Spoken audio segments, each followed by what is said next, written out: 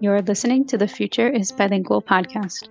I'm Heather, and I just wanted to give a warning from the beginning that Marcin and I discuss some topics later on that are not appropriate for little kids. So we will give you a warning before we discuss those words, but I just wanted to say it up front so that nobody is surprised. And maybe you want to just wait and listen to the entire episode at another time when you can be alone or when you can have your headphones in. So without further ado, let's get to the episode. Hello and welcome to another episode of the Future is Bilingual podcast. I'm Heather. And I'm Marcin. And we're very excited you're joining us today. We're going to talk about something more lighthearted and fun than normal. And as you can see from the title, it is Cognates and False Friends. So Marcin, you wanted to talk about this subject. What's your opinion on this topic? I do. Well, cognates and especially false friends are... Whenever I end up traveling, and whether it's in hostels or couch surfing, that always seems to come up. It's always a conversation that people enjoy, and it's always a lot of fun to talk about. So I thought if we have a month where everybody might be a little more stressed than normal, it might be a nice thing to relax with and think about all these very strange instances where languages can really make your life very interesting or miserable. Yeah, they can mess with us, and we'll see lots of examples of that. And I definitely agree. First of all, we are almost in month 8 or finished with month 8 of quarantine. Mm-hmm. And yeah, as you said, it's just a stressful time. Lots of countries are going back into lockdown. So we want to bring you something completely different, so you don't have to think about everything happening. And I do agree that people love this topic. I will preface this by saying we reached out to people. We reached out to the Instagram community. So if you're following The Future is Bilingual, you might have seen this in my story. And thank you for people who responded. And I also reached out to friends that I had made at the Polyglot conference. So I've been very lucky. A lot of people responded to my request for cognates and especially false friends. So yeah, we will be listing your first name if you were able to contribute something. So thank you, because among the two of us, we would not have come up with all these amazing examples. Mm-hmm. So Marcin, remind us, in case someone is tuning in for the first time, what languages do you speak? Well, I speak Polish and I speak English. Those are my two languages that I am completely when I speak at a native level. And then I know some German to the point where I can more or less get by in Germany and Austria. People are really nice to me and very understanding. And then I know some basics of French and Russian and Ukrainian and I dabbled in like Spanish and Italian and Danish, which is a curse on mankind. And Swedish, and I love the Danes and Denmark, and I've said that on the previous episode, I believe too. But yeah, the language I could not crack at all.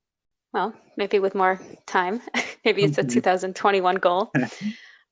So yeah, you've traveled a lot, and you've got to use those languages in the countries. So that's really awesome. Would you feel like you could understand Slavic languages in general, just being a native Polish speaker? To a certain degree. Yeah, and I think we like to. I think Polish people that I've met, I feel like they claim they can understand it more than they can, or maybe I'm just very thick. But I think no, that you're very humble, if anything. No, but there is. I think there's definitely a certain amount of overlap, but you can't just know one language and go somewhere else and be fine. You'll be struggling. But it will be much easier than if you did not speak that language. And I feel like Polish might be easier to understand for Czech speakers than Czech is for Polish. So take from that what you will. Yeah, it is. It fascinates me when it's easier to go one way versus the other. I know that happens with certain dialects in Arabic. So people who speak Arabic always say that the Moroccan is like the farthest from standard Arabic. So they can understand like all the dialects, but nobody understands them. Okay. I don't know. It's so fascinating. But yeah, I was just curious if you do have I mean, you definitely have an advantage with Slavic languages, but it's not that intelligible. It's not mutually intelligible Yeah, but especially 100%. especially if you do study, like if you study a little bit of Polish and then study some Russian, like I, tested out of so many Duolingo Ukrainian skills, even though I've never, Yeah. taken one lesson of Ukrainian, but just because I can read it because I know I can read Russian, and I know a little bit of Russian and I know Polish. Like I was able to figure out much of what they were asking in the placement test. Yeah. I've done that with some languages on Duolingo It's for really fun, fun. but Yeah. it really depends on the type of questions. Like if it's multiple choice, like Oh, I was yeah. like acing Italian and I never took Italian. But when they're like, write this sentence in Italian, I'm like, I don't know how to write. Yeah, Um, and that happens in when I tried to learn some Yiddish. It was fine when it was written and I was supposed to translate it, but then when they asked me to say something in or write something in Yiddish, I would just end up writing it in German, and yeah, well, very writing is confusing. like the last skill that you acquire, listening, then speaking, reading, and then writing being, I would say, the hardest. Yeah. So just to remind uh, our listeners, and if you are tuning in for the first time, I speak French at an advanced level. I lived there for 2 years, and I'm a French teacher. I speak intermediate Polish. I'm not really sure what my level is, but I speak it daily now with my kids, so it's getting better. And then I would say like intermediate, maybe lower advanced Spanish. I'm also a Spanish teacher. I still am a Spanish teacher. Uh, and yeah, like Marcin, I have a lot of really varying degrees of knowledge in other languages. So I've studied Arabic a little bit at university, small amounts of Japanese, Korean, Italian, Dutch, Hebrew. Um, very, very minimal things are left in my brain, unfortunately. But if I tried to pick them up, I could probably get back into it. But we all have our priorities. Yes. Okay, can't do everything. No. All right, so why don't we get into the topic, which is cognates and false friends.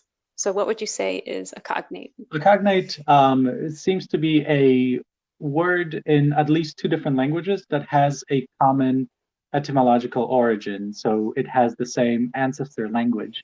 And I've Mm-hmm. seen some places where they consider that to be a true cognate, and those places didn't consider borrowed words to be true cognates. But other papers that I was reading basically said that if bilinguals think they're the same, they're cognates.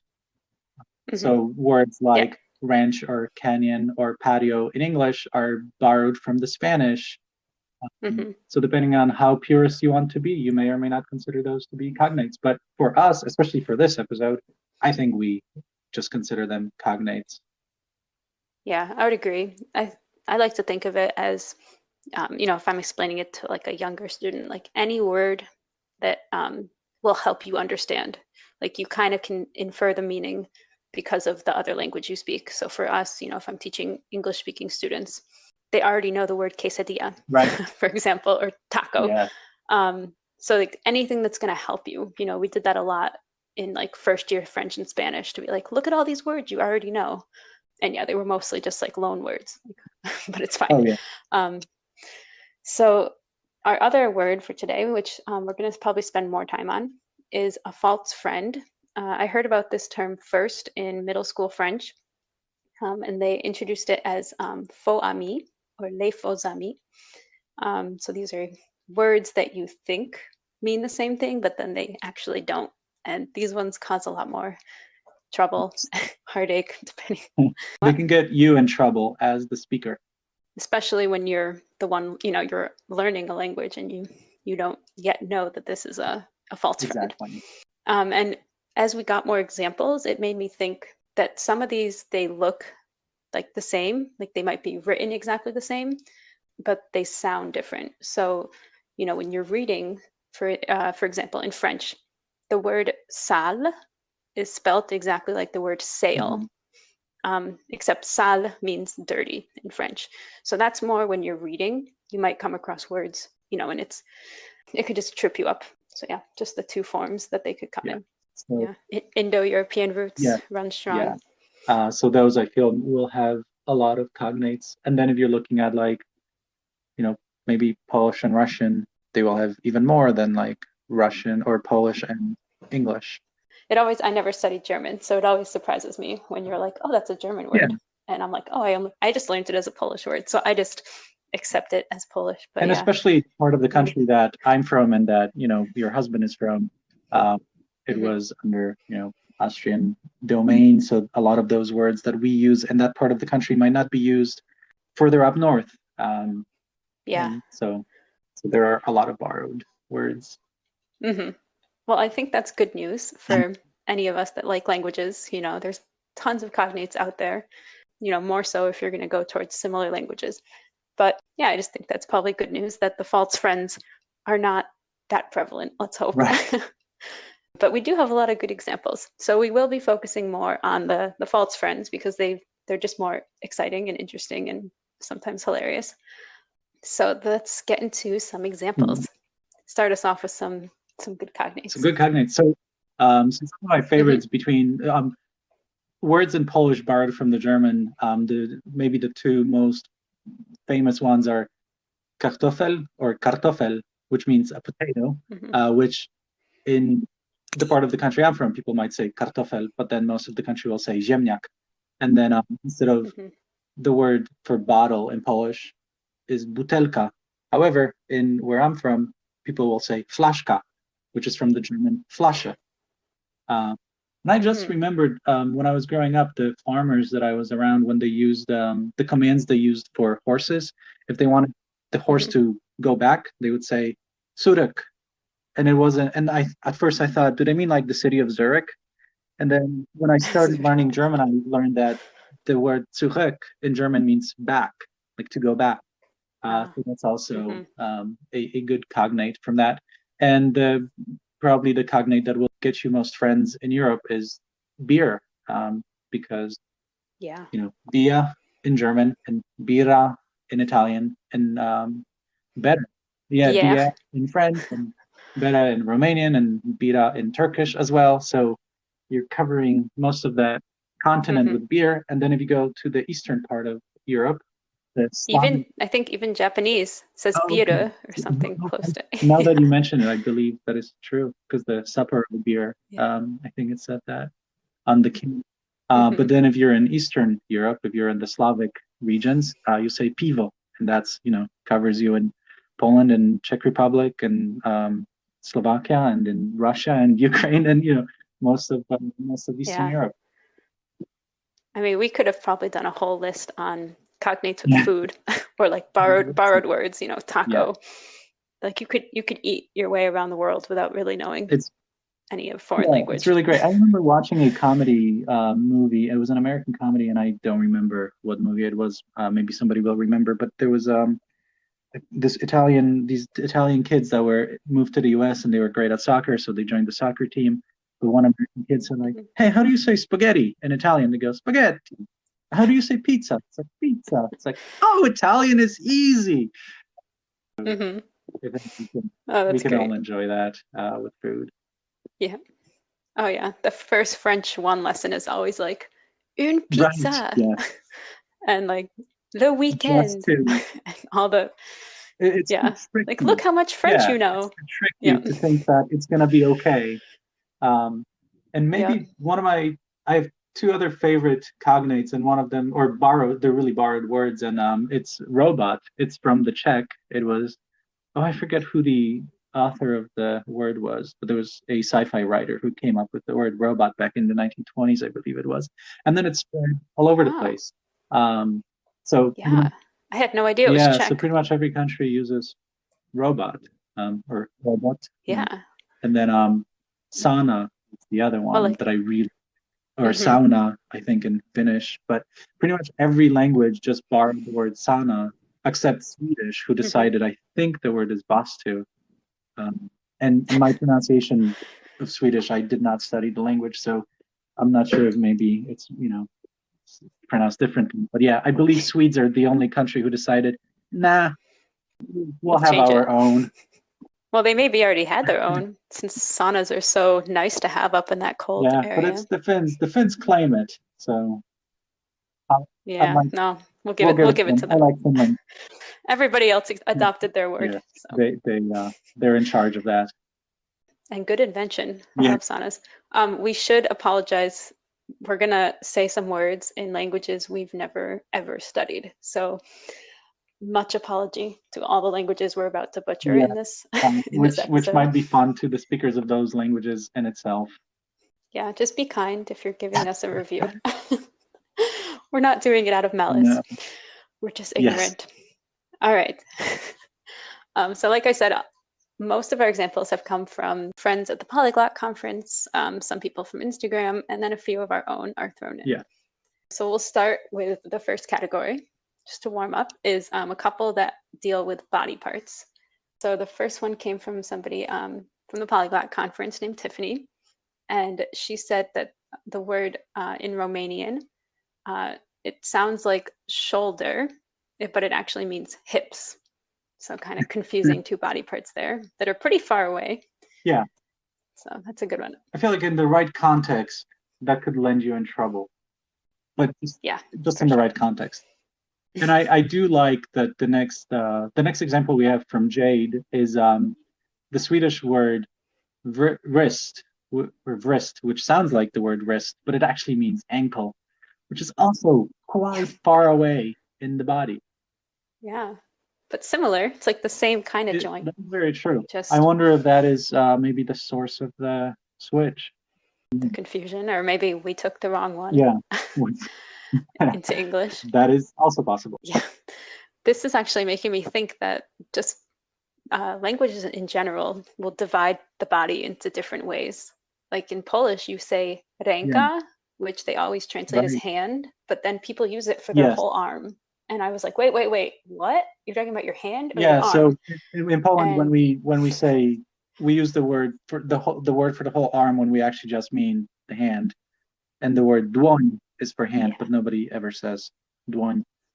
but dłoń is like your palm, or I Yeah, don't know. but like ręka is the Is whole thing up to your okay. shoulder. The It's whole thing. confusing. And even just It's very another confusing. example from Polish is that your back is Yes. plural, and that always gets me like, wait, I mean, I guess there's two sides. Door is also plural, so it's kind of the same, like the same concept, Yeah. but it's just confusing. And I mean, Yeah. I mean, that's only Polish. There's probably many languages that, divide up parts of the yeah. I body mean, most differently. doors are, or most doors have a dual function. They're entrance exit. So there you go. Here's the Polish answer Yeah, to to doors. Um, I get it, but like my English speaking brain is like, it took a while to yeah, wrap around. and you try to Um, make the word back in Polish, which is plural. You're trying to make that singular, and there is no singular version of that. yeah, like that's the interesting thing, is that the singular doesn't Yeah, exist.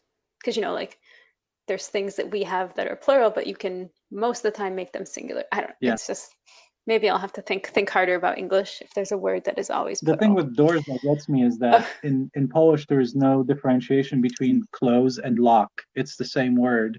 So when you hmm. want to say lock, you have to say close with a key. Yeah, French Yeah, does that too. They just say close with a yeah, key. Fermé à yeah. clé.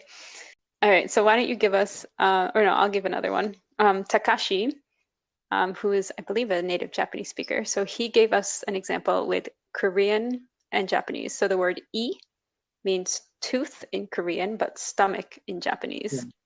That's That a is huge difference. That's like not even similar no. function It's the beginning of and the middle of a digestive tract, I guess. Yeah. process. Um, Hmm. and what's interesting also, well, so another example from Astari is and this it's from Indonesian and Malay. So I languages that not only have I never studied, languages that I have not heard spoken. But I believe might be similar, somewhat like buntut, which is animal tail in Indonesian, but it's the human bottom in Malay. But that is yes, that happens. But if you do want to be rude, that is what you would use instead. Hmm. Yeah, so we have linguistic choice. And here, if you're just an unknowing Yeah. uh, traveler and you say the wrong word, you could get yourself in Yes. trouble. Although these, I feel like that's why people remember these false friends because like, oh, there's always like an embarrassing story behind, using it in the wrong You context or can, something. yeah, You can make a fool out of yeah. yourself for sure. So those are, And we've all been there, I've right? definitely been there, and I'm sure there'll be more examples in the years to come. Yes, well, we keep Yeah, learning, so yeah, that's good. Can't learn without mistakes. All right, our second main category is just ones that were interesting. So they weren't dealing with the body and they're not offensive yet. We got a lot of examples actually with Bahasa Malay, and which is used in Malaysia, Singapore, and Brunei. I hope I say that right. And then Bahasa Indonesia. So again, Malay and Indonesian. The word bandar can mean a city in Malay, but a port in yeah. Indonesian. Indonesia and Malaysia, there's islands or just surrounded by so much water that a lot of cities were probably, parts were very big Ports. parts of their makeup. So I wonder if that is maybe where that comes from. That is Yeah. true. Yeah, that's a good point. The next example was be- berbual, which I feel like I'm trying to make it sound Spanish. But We're in trying. Malay, it means to chat, and yet in Indonesian, it means to lie. This is a very specific Ooh, part of a chat between people. yeah. Yeah, And then we got this, I should have said these are from Jin Yong. And the last example was kesal. Kesal, I hope that's right. So in Malay, that means yeah. to regret, but in Indonesian, it means to be annoyed. Those are two They very different are, and emotions. Okay. When I regret, I feel like I'm yeah, more sad I rather than like regret. angry. Yeah, All right, let's keep going because we yeah, have more examples from Indonesian and Malay. They've now switched in our notes, so we just gotta yeah. take note of that So before from we say we have them. a few from Astari, and I'll take the first two because the first one is cakap, which means to be capable in Indonesian, but it just means to speak in Malay. And the one that Yeah, I really like that's is very different. kereta, which means train in Indonesian, but it means car in Malay. But in Polish, the word kareta means carriage. So just another mode of transport. We're all Yeah. confused. And Yeah, I'm and lost. I don't know what possible linguistic like ancestry that might share, or whether that's just a pure coincidence that the Polish word kareta would be also being. Well, even carriage, it's kind of the same like roots, like this Yeah, the the k and carriage. then the Yeah, r. There's got to be there's a something lot. behind that. Sorry, guys, we don't know all the answers. But yeah, I'm whoever can come pick me up, Yes. careta, whatever way, whatever means And of transportation. however you show up, I will know what country you're from or what language you're speaking. Yeah, Yeah, just get me out of my house. That's all I want not at this kareta. point. All right, so another one from Asari is, oh my gosh, I hope I don't butcher this one. Yeah. Pengcara, which means a lawyer in Indonesian, but it means like an MC or a show host in Malay. Another example that she gave us was Yeah, I think percuma, that's right? See, okay, which means useless or unfruitful in Indonesian, but in Malay it means free of charge. So, I feel like some things that are I love, free might be useless. yeah, there could be a connection there. Like, I don't, this thing is useless. You can have it for free. So perhaps there is some linguistic like connection between those two. The next one is all you. Yeah. The next couple examples, they come from Takashi. So again, Korean and Japanese. The first one is huimang, which means hope in Korean, but it means fatness in Japanese. Yeah. Oof, those are very different. Another one No, is, no, I'm oh, just sorry. thinking like with my history, my hope is usually for, the other way around. Something that I do very easily, and then the hope is to not do it so easily. Yeah, I can't see how those two could be related, but Yeah. who knows? They are close, like Indonesian and Malay, they're Yes. close regionally, so Yeah, yeah, geographically, yeah. that's the word I meant. All right, another one is mori, which means head in Korean, but it means Yeah. forest in Japanese. My knowledge of these two languages is not super high, so I apologize Yeah. if I am mispronouncing. I can't even Uh, try because I have never studied either. yeah, Takashi didn't make it easy. He wrote it in both of the Without like scripts translating. Yeah. without the romanji, but that's fine. The next one is gongbu, which means to study or study in Korean, and it's a type of Yeah. seaweed in And Japan. So there's probably lots of different types of seaweed. Like I'm sure they have I'm specific sure, but names I don't in know how many Japan. of them make you think of studying. So No, no, but it's just, I like the a yeah, kind of seaweed. right. I don't know which kind, But but yeah, I can't. I'm fairly creative, but I cannot make a connection right now. well, you have to study That all is the true. different types of But seaweed yeah, because there's you so could say many. that about forests too. Keep them in your head. All right, the next one is on-all, which is language in Korean, but it means an Yeah. axe in Yeah, Japanese. some people Ooh, do bring their language you at could the end of an axe. you could use your Yeah, language like an axe. wield it. That's the goal. You know you've gotten to that C2 level when you could just cut someone down. Yes, All right, so the last one, and then yes. Marcin can join in again, is gujo, which is a Hmm. structure or rescue. I'm not even sure if that's like two different words, like a Yeah, that's homophone or already, what. yeah. But so that's the Korean, and an extermination Ooh. in Japanese.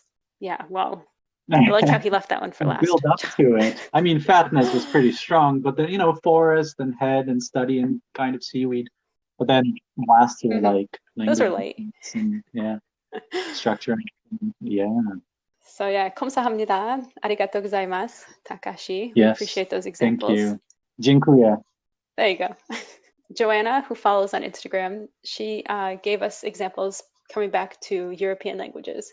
So she gave us the example of a lot of the Indo-European languages use the word like Hmm. asistir, which does not mean to assist, it means to attend. And my Oh, students yeah. would always get that wrong quite often. And then another Yeah. example I threw in was collège, which means middle school in French, but people think it's college. So I had so many students recently because I'm teaching online, and they would read about French schooling, and then they had to write a response in Oh, English, and like half of them, literally half, were like, I don't like that French students go yeah. to college at 12. And I Yes. was just like, they Yeah. don't. Oh my And God. the other one is So, for yeah. schooling is gymnasium, which in the US we just think of the place where you a gym, right? You go to exercise.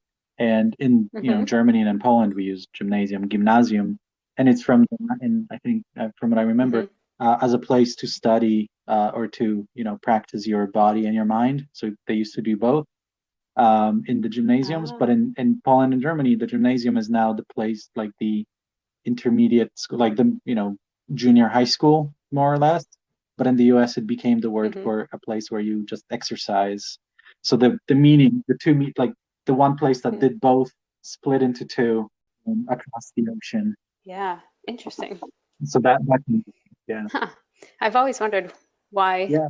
I went that was. to Yeah. gymnasium for Interesting. 3 days, and then I moved to That's the it. US, and I went to seventh grade, and then I went to middle school. Oh, you got a little Yeah, taste of gymnasium. let's get Oh, into all it. right. Just a warning. The next couple are slightly dangerous, maybe inappropriate. Building up. Um, we're building up, yes.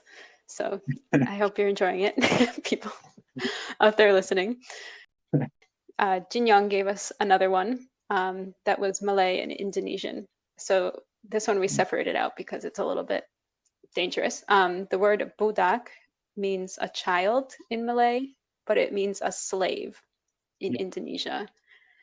I just hope there's not like a child slave right. I trade mean, that is reason very behind that scary, one, and but maybe it's just a weird I mean, coincidence or something. But slavery is still hopefully, an issue around the world. Um, and child slavery was always mm-hmm. part of that. So I hope not. But yeah, it's a heavy Yeah. example. But then let's move on quickly. Then Yes, yes, please. the next example is from Tiffany, and again, and it's the word gift, which in English is a present, which is another false friend. Uh, Yeah, so a gift, something you give Hmm. to someone. But in German, the word gift means poison. So the one gift you don't want to get. Yeah, Yeah. seriously. That's an interesting one. And that's not like a word you come No, across I'm that not. often, Yeah. hopefully. Like I don't think that's on page No, one I of didn't come German across it in books. Duolingo yet. Oh, I, they should I really did prepare not us know the better. word. We should write Yeah. to them. I did not remember at least, but I don't think I knew it. I think I would have remembered that. Yeah. See, like these things stick in our minds. This is not an example of a false friend, but it has to do with poison. So in French, when you order, like if you want Right. fish, it's poisson with an S, and if you say it with a Z, it's poison, and that's poison. So I always made sure to tell my students, double S is an S Yeah. and one S is a Z, just to not order poison. Not Yes. that anyone would They give you would poison, really but have to dislike, you know, yeah, well, they he would ordered really have it, to dislike you. so So be nice to your servers. always Yes. tip well. And the next one is also a little, well, the next one is a little risque, and it's and it's a true example of something that happened to someone that I know, and it's between Polish and English. So the word please in Polish is proszę. So if you want to say, please, like please and thank you, right? You would say dziękuję, proszę, or thank you and Hmm. please, dziękuję, proszę. However, in Polish we say, poproś mnie, which means like ask me or say please. Yeah, like you want Yeah, something you're like and they don't want to give it to say you, please. like Yeah, me with my children. yeah. Well, however, the Say person please just first. Hmm. translated it more literally from the Polish, like poproś mnie, and ended up with please me. That he said to his coworker, a female coworker at work. Could Oh, have ended up really badly for oh, him if she understood sexual a little less harassment. of what was going on. So that was rather dangerous. That is one where you Oh, can get that's in trouble funny. with. Yeah, I usually stick to asking my kids, like, Yes, what do you say? Kind of asking them such that a way movie. rather than Yeah. say please. But yeah, I guess I'm gonna beware of that one because I have noticed my kids will kind of translate. Like they don't use the words like, oh, what's an example? Like he's not Oh, right. swimming. They'll just say Yeah, he knows swimming yeah, because that's how Polish says it. So I'm afraid that if I introduce this now, they're gonna yeah. translate it too literally. And that could get That's you in. Yeah. it could cause problems. All right. Jin Young, we've split up all his examples, but back to Malay and Indonesia. I said we had a lot of examples. Hmm. Tandas, I hope that's how it's said, means toilet in Malay, but it means to explain. All right, someone has to explain that. One is a noun. This is Right. a noun, I'm assuming, a Yeah, toilet, I don't know that and they then made a it into a verb. verb as in to toilet. I don't think so. Yeah. I feel like it's a noun with a verb. So Malay, Indonesian speakers, Yeah, did somebody you reach guys do out, that on purpose explain to that one each to me. other? I don't think this was Czech and Slovak. I think it was Serbian and Croatian, because both of those sets of languages are virtually, mutually intelligible. They're so similar. And I think it was Croatians and Hmm. Serbians. I mean, the big difference between them is that Czech, like or not Czechs, the Croatians use a Latin alphabet and Serbians use Cyrillic, but it's Hmm. virtually the same language. But politically, when the country split, it was Hmm. a very big deal to make them different. So, like, linguists were charged with the task of making the Oh, languages more different, to for political reasons. So I oh wonder my if there's gosh. if Indonesia and yeah, like Brunei, Maybe. like all the Hmm. history that we do not know, there might be some. Yeah, and True. There could be a lot more behind this. So we are willing to learn. Please reach out. We are not pretending to know yeah. any of this. We're And just the next one, relaying information yeah, I'm gonna because it's take the fun. next one because it's Czech and Polish, which is I should know, but the word czerstwy means fresh in Czech. However, it means old in Polish.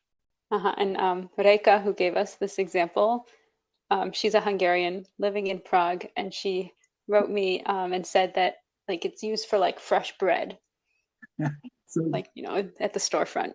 So like a yeah, Polish why person would is it be not like, on old sale? bread. Yeah. Yes. Yeah, that should be the Yeah. half off. Well, krasny Hmm. is the Polish doesn't have that, but it's most Slavic languages. From what I hope I'm not getting this in the wrong order now. In most Slavic languages, I don't know. krasny means red, but in Russian it means beautiful. Hmm. And there was a Czech film, Yeah, and I I think that. wish I could remember the name of it. It was just the name of the boy who was adopted, I think. And it was, I believe it was like a Russian boy who ended up in the Czech Republic or in Czechoslovakia at the time. It was during communism. And there was some type of parade and they Hmm. put up, Czech flags and the Soviet flag, which the Soviet flag is, all red. So the kid was like, Nasza flaga jest krasna. Like, our flag is beautiful, but it's krasna. And or so, and Oh. the guy was like, no, our flag is, beautiful. And no, our flag is red. And because of Hmm. because krasny is the same word they had, it was very confusing. Kolia, like, that was Yeah, I feel like I've seen part of this yeah, movie. I've seen Kolia. like this clip. It sounds so No, it's familiar. Kolia. It wasn't a Polish It's a movie? Czech one. Yeah. Let's Really? keep going. We have a few more examples. So, my good friend Molly gave me the example of embarazada, which, English speakers would think it means you're embarrassed, but it really means you are pregnant. So, do not Yeah. say, estoy embarazada unless you are, and then congratulations. But, most of my high No, school students were not. Actually, no, all of my high and it school would be students were even not. funny. And So, I I'm forgetting what I said, but anyway, I did not know about Spanish having the two different I am, one for like a you know temporary versus oh, permanent. So I would have said like temporary.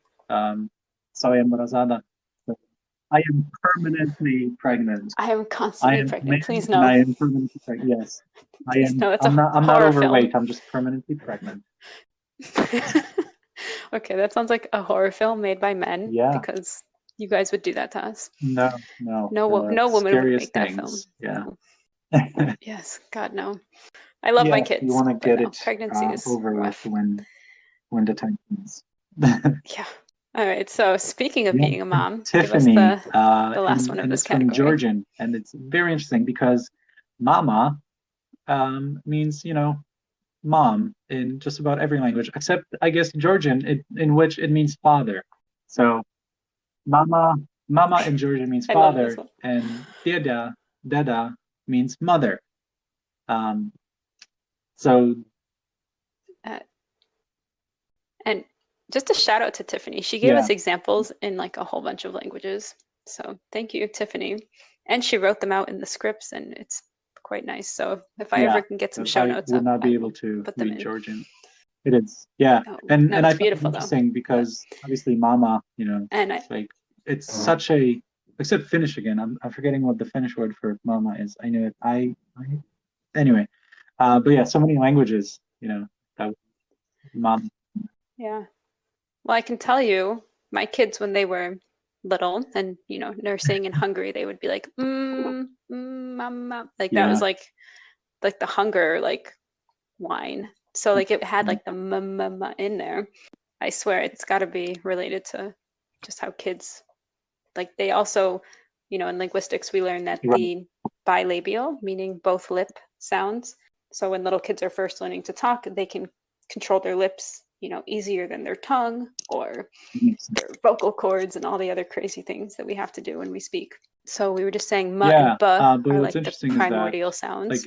I know in Arabic and I believe other languages, maybe in the Middle East and in parts of Asia, baba is the word for father.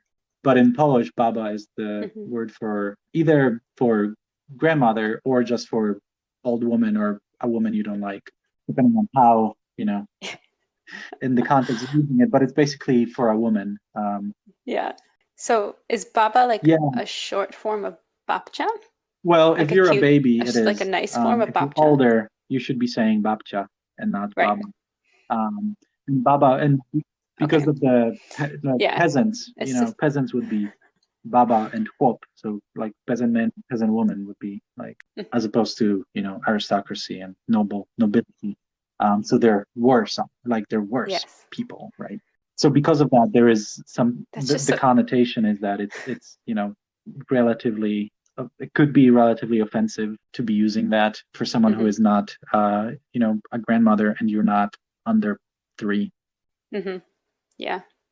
It's just interesting how it can go from Yeah. like sweet word for Yes. grandma Yeah. to like insulting word for woman. Isn't there like a Baba Yeah. Yaga, like a character, Yeah. So like a in like character in mostly like Russian story tales? folklore, but in Tell us. Poland, people are aware of her. But Baba Yaga is very interesting because she's like a witch who lives in a forest and she tricks children and then maybe or not eats them. But depending on the stories, she's not so much evil as she just doesn't care for mediocrity. So if you are clever, if you're smart and Mm. you're clever and you can show her that you use your wits, then she will reward you. But if you don't show that cleverness, then she Huh. doesn't care for you and she might punish you for it. So depending on the interpretation, you might get the idea that she's not evil. And I quite Hmm. like that version of the story. That's, yeah, I feel like it's interesting Mhm. just as a mom, like rereading fairy tales and like there's a moral to every story and how, yeah, like you need Yeah, to use your brain. yeah, Like you and can't just be, some of it might like a be like half-wit. feminist rereading of these Um, fairy tales, which may have been, made could in be. this old and like written by these old dudes, and who made it, women are evil. Hi guys, Heather here.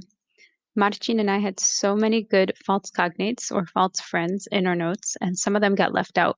So I just want to quickly insert some of them, and I want to thank people that were able to give them to me. And this is not going to be exhaustive. There were a lot more on the feed from the Polyglot conference that I am not able to add. So I apologize if you were hoping to be featured and you aren't. But here's some more good ones, just really quick. So Jad or Jade gave us from Swedish to English the word barn in Swedish, and I don't know how to pronounce Swedish, so I apologize. But the word that looks like barn means child, and not a barn where animals live. Another one is the word for chef, which in Swedish is, I'm assuming, pronounced like cock, but it's Kock, which also reminds me of the French word le coq, which is the rooster, coq. So it's also pretty close in pronunciation. And French has another one that's a little bit troublesome. And I have little kids, so it's often in stories because we have a lot of animals. So le coq and also la phoque. So phoque is the word for seal. So again, it can be a little bit problematic. It is spelt very differently. It's Phoque, but still. Some other good ones. Alanud, who's a native Arabic speaker, gave us the word bar, which looks like the word bar, but it means dutiful, faithful, loyal, or pious. So kind of the opposite of what a bar is. So that's bar. And also it can be the past tense form of um, meaning destroyed, ruined, useless, and inactive. So that one's interesting, even in Arabic, just that it has very different meanings if it's an adjective versus a verb. So that's a really interesting one. Shukran. She also gave us the word jar, which looks like jar when you write it in Romanized script, but it doesn't mean a jar, it means neighbor. And finally, she gave us fat, which looks and sounds like the word fat. However, it means to leave behind, to go past, or to exceed. So really interesting ones from Alanud, Shukran. And two more people I want to feature. Matias gave us a ton of examples with Spanish and Portuguese. I'm not going to read them all. There were just way too many, and they all continued. So each time he listed one, it went to the next one, and it was like this really complicated web. I just want to mention, and I don't speak Portuguese, so I apologize if my pronunciation is more Spanish. And Matias is from Argentina. He's a native Spanish speaker, but he's a hyper polyglot, which means he speaks more than 6 languages. I'm not sure exactly how many he speaks, but he knows a lot. So he gave us oficina, means office in Spanish, but they would say escritorio or something close to that in Portuguese. But if you say escritorio in Spanish, that means the desktop. So he had a huge list. I'm not going to read them all. But thank you. Muchas gracias, Matias. Finally, I want to end with Carmen. She gave us a couple that were from Catalan and Spanish. So Catalan spoken in Spain, right? So the word llevar in Spanish normally means to carry or to wear, but in Catalan it means to remove. So that's very different. And the word jueves, so a lot of people who know Spanish will know that is the word for Thursday. However, jueves in Catalan means Jewish girls. And finally, the word sol, S-O-L, means the sun, el sol in Spanish, but it means alone. So it's kind of like solo, sola, but they've taken off that last vowel.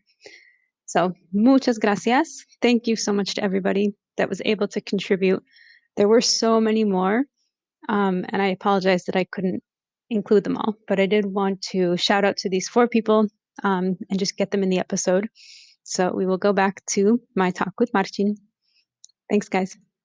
Big warning, we're going to say the last ones are inappropriate for young ears. So if you're listening in with children, press pause and get your headphones or listen and then to you this can just later. tell them yourself. All right, so again, my friend Molly reminded me of the word excité in French, which does not mean excited. It means sexually aroused or horny.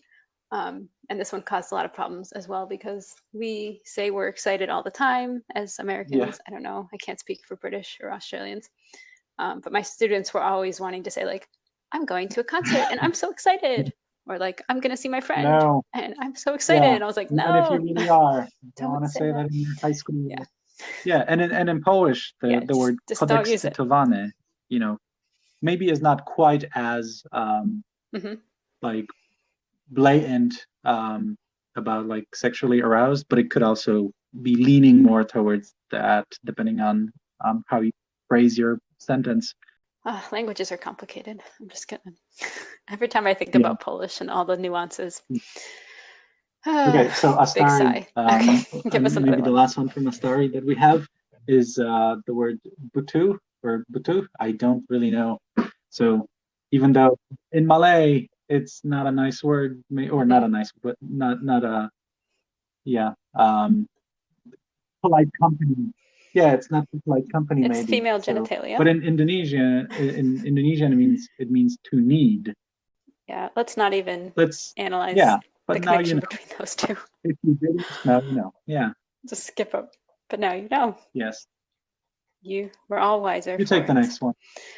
So Reka, who had contacted me through Instagram, she gave another example. So she's the Hungarian.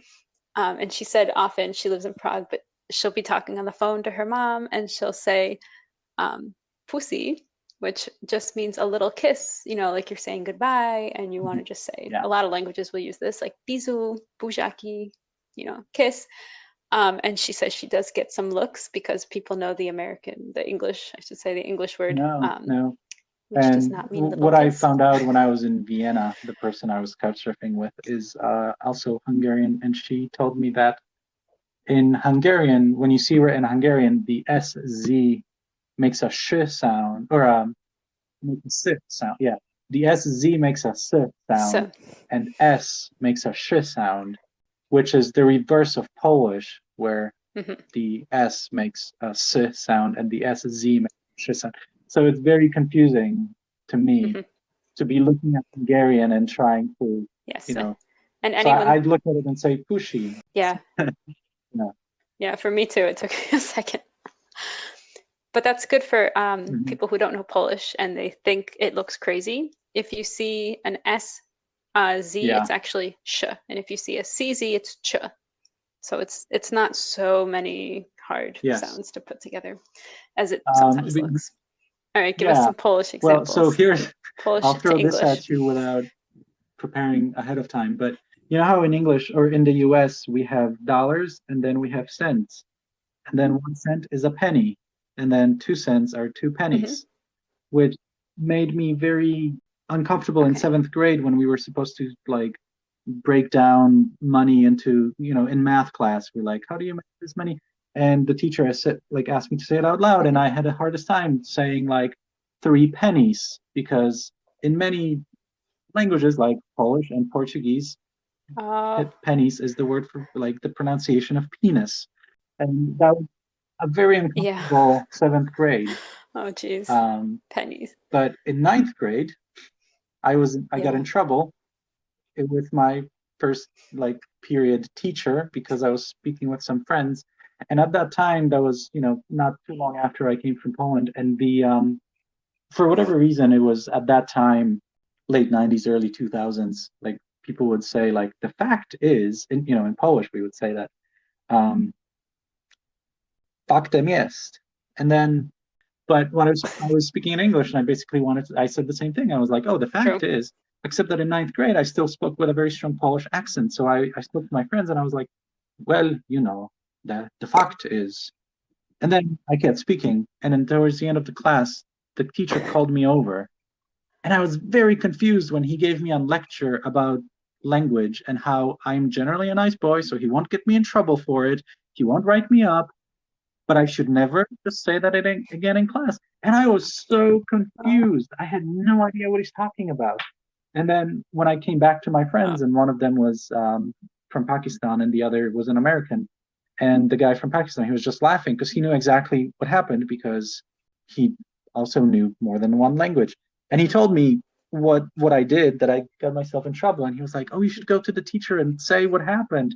And I said, "No, I don't want to." But at the end of the class, I went oh, up and I was like, "Oh, I'm sorry, and it's the language accent." And the guy totally didn't buy it. Like I could see he just did not buy it, but he oh, already decided not to get me in trouble. So he was like, "No, no, no, let's not talk about it. That's it. We're done. Just don't let it happen again." That was very yeah. difficult. But I mean, I didn't get in trouble. That reminds me, just listening to your story, it reminds me that the word for punk in Polish is spelled with an Yeah, A. yeah, And I'm always like, that's not punk. yeah. Punk is with a U. But when you say it in Polish, The Polish for to be is bitch, which to be is a rather yeah, useful verb that comes up a lot. And common. when I do Polish Hmm. bilingual story time, oh, sometimes, and I don't know that I hope if people don't realize it, it means I'm doing okay. But I sometimes go through such linguistic gymnastics to not say bitch when I'm reading Polish. And luckily, the Yes. verb conjugates irregularly. So it's No. not like Yeah. things are sounding very close to that all the time. But yeah, I have to be Yeah. careful not to say, like, be quiet Yeah. to my So you kid. just say There is bunch. another way Yeah. to say it, like chicho bonch, but yeah, just get Yeah. away And from that pronunciation in yeah, the I States. imagine that I'm sure there were plenty of Polish parents in the US or Britain who got looks. Yeah, we're not swearing at our Yeah. kids, I promise. Not, Okay. at least not with that word. Which reminds me of, Oh, yeah. I believe this is the word for curve in Spanish, is also a swear Yeah. in Polish. So the word for curve in Spanish is kurwa. Um, Right. I might even be pronouncing that too much with a Polish accent. I Yeah. apologize, but In Polish, it's a yeah, very well. it's It's different it's a it's a spelling, very but flexible word, but it's basically the F bomb.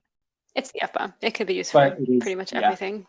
And I F bomb. remember my French teacher in high school also taught Spanish, and in Spanish class she said it, and her Polish students snickered, Mm. and she didn't at first know why, but then she told me in French class she told me about it, and I was very confused because at that time I didn't know that that's the word in Spanish, and I was confused as to why she's telling me that. She was a great teacher, and I just Uh, yeah. yeah, it's so easy to make a mistake. I would make so many mistakes with language. Like if you don't know any Polish, of course, you're not going to know why you've made that mistake. I could be making all sorts of Yeah. faux pas in languages I don't even know of.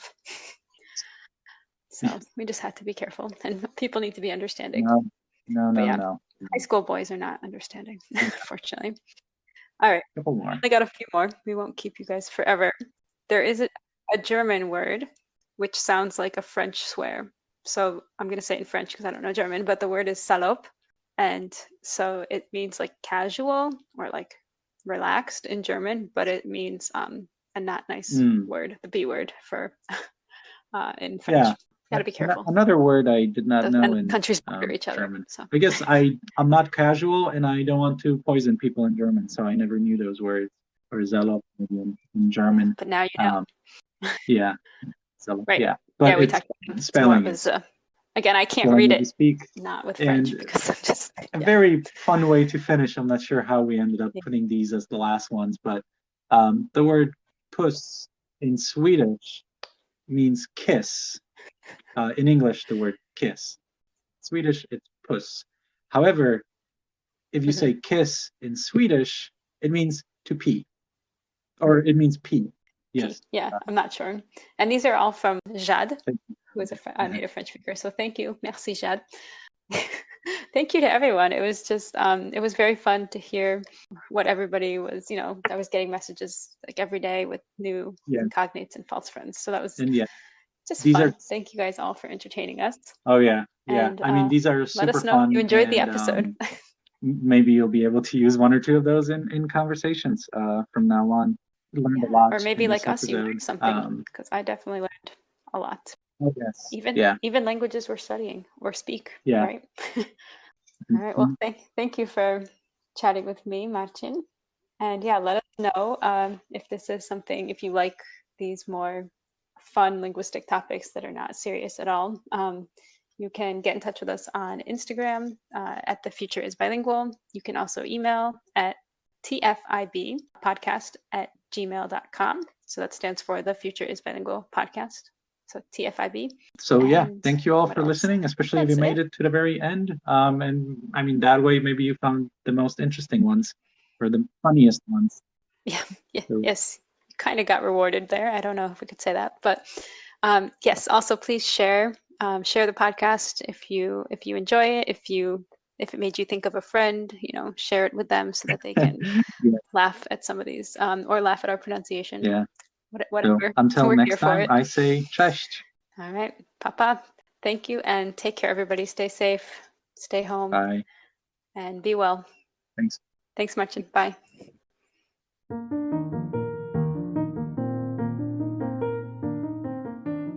Thank you guys so much for listening all the way through. We hope we didn't offend anybody with the words we discussed, and we would love to know what you thought of this episode. It was a little bit different than normal, much sillier than normal, so please let us know what you thought. If you thought it was good, if you prefer the interviews, reach out and tell us anything. We'd love to hear from you. I also wanted to say that I will be publishing an episode. The next episode will be an update on my language journey, my family's language journey, how things are going, because 1 year ago I posted episode 2, which was Mon Histoire, about my own personal journey learning languages. And I thought, December is a great time to kind of think about what's going to happen next year, resolutions, that kind of stuff.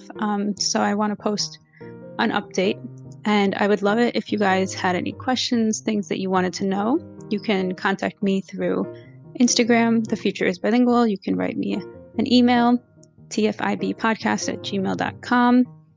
You can, come find me on one of those and let me know if you have any questions. Really, you can ask me anything. I might not answer it, but I'm willing to hear what you guys want to know about. So reach out, and please, like always, share the episode if you enjoyed it. Share it on your Instagram stories. Make sure to tag me so I can see it, and thank you. And just thank you to everybody who's reached out and said that they enjoy the podcast. It really makes my day. This is just something I do for fun. So I really just enjoy getting positive feedback, and I will take any negative criticism as well if you have some constructive feedback to give me. So thank you guys so much, and we'll talk to you soon. Bye-bye.